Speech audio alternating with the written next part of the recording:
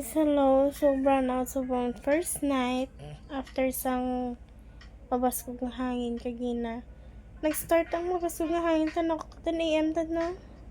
6. 6 in the morning. 6 in the morning. Charot. 6 in the morning nag-start gina.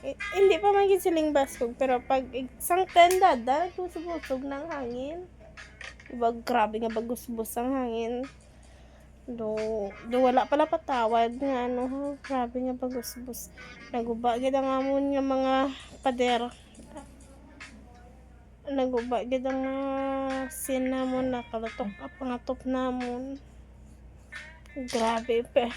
But thank God nga safe lang gid kami. Pero actually hindi naman kami nagka-problema kay almost man diri tanan sa amon mga balay nagkalawasag nila mga balay. Ang iba nagkala-taktak ang mga dingding, 'di ba? Grabe ang damage. Pero bless gyapon kay safe kami, wala sang meron ng iba na nagkadto sa evacuation center. Pero kung kaya lang naman, kundi ka lang man sa dangerous area. Syempre, stay ka lang sa house mo kay actually may clearing pa man after this. So waiting kami as ang clearing.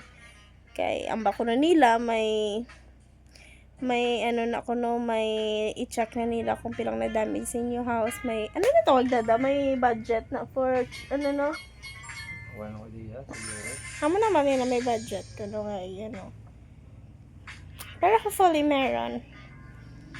That's it.